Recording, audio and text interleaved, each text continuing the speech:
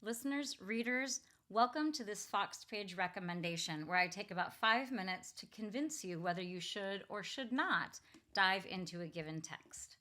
Today we're talking about Jeanette Winterson's Frankissstein.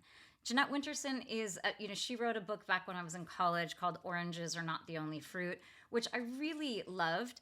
So I'm always happy when a new Jeanette Winterson comes out. And this book in particular, I have to say, it didn't appeal to me right away at first blush, although I love this cover. I mean, this cover is just nothing but rad. And I love the title. I mean, Frankissstein is just, it's so good. It has very much to do with Frankenstein, which is a beautiful thing. But I mean, if we're going to judge a book by a cover, this one's getting extra points from me. But this book has to do with artificial intelligence. It has to do with the future of the human body. It has to do with, it's not quite sci-fi, but there is a certain element of that in it. And that is just not a genre that I tend to love. The closest I can get to really loving any kind of sci-fi is like Slaughterhouse-Five, Kurt Vonnegut, which is really just time travel, and it's really just about war, and it's really just a beautiful, beautiful novel. But this one definitely has more to do with kind of the near future. It's a little more speculative fiction. And so I was a little like, oh, really, Jeanette? And she's very interested in artificial intelligence and in, sort of the near future. So I at first was like, ooh, I'm not so sure about this. And then I just loved every second of it. So one unique thing about it, and one of the aspects that I loved the very most, is that there is a front story and a backstory.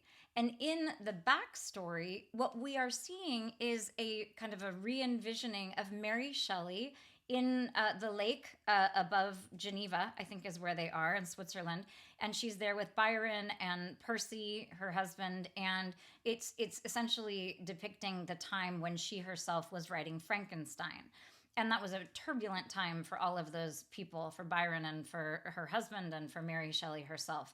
So in the backstory, you have this writing of this classic novel that really is asking very big questions about what it means to be human and what it means, at what point does something qualify as human, and the idea of monstrosity, sort of what are monsters. So in the backstory, you have this really beautiful evocation.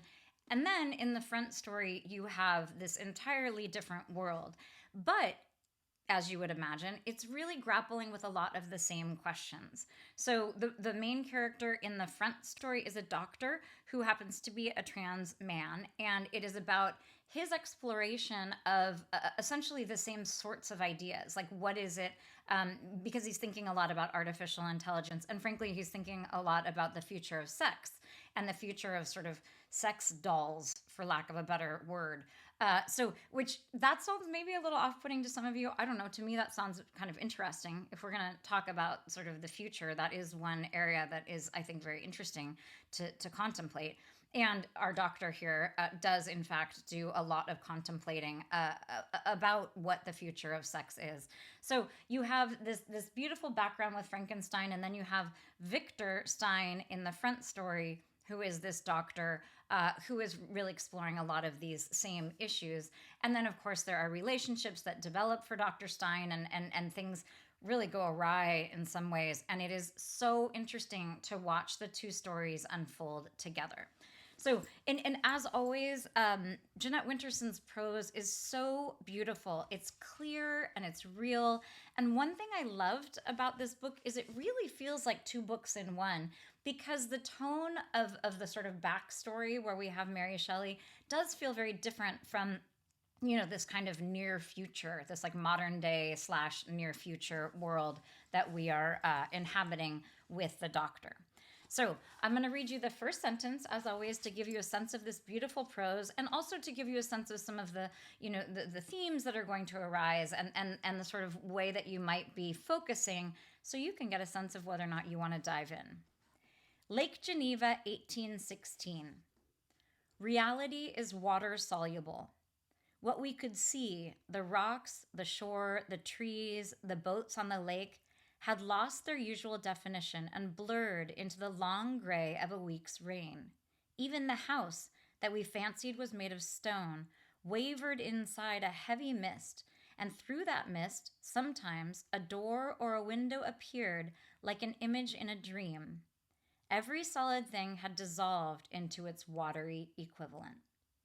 It's so beautiful. It's like a poem. I mean, she's really opening, Jeanette Winterson is really opening with this, not only, I was about to lapse. I was about to just launch right into my analysis, but I am not going to do that because you will have to check out the 90-minute seminar to really hear me parse why I think that is such a beautiful opening. I'm going to read one more sentence, as always. In this case, with this recommendation, it seems particularly important to give you the two different snippets because, in fact, the front story and the back story are very different, and they're braided together beautifully, and there's some very interesting counterpoints, and it's very, very well done, but they do feel very different.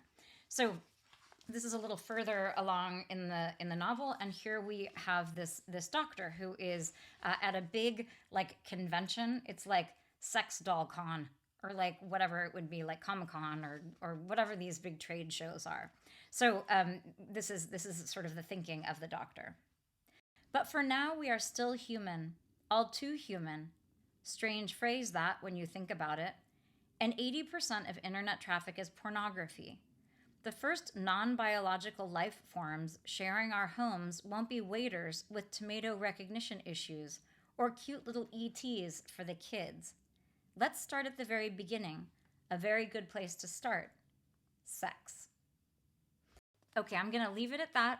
This is a book that I really think everyone should read. It's such a beautiful dive into the past and also a little glimpse of where things might be going in the future. I will say the ending, I don't remember it now because my memory is so bad, but I do remember thinking like, like the ending felt, it wasn't even like unsatisfying. It was just a little strange. And again, this is, I think you're going to have to read it. Maybe this is just intriguing. Maybe I've just intrigued you. It was an intriguing ending. That is for sure. Okay, so I think this is a great book. I think you should read it. Happy reading.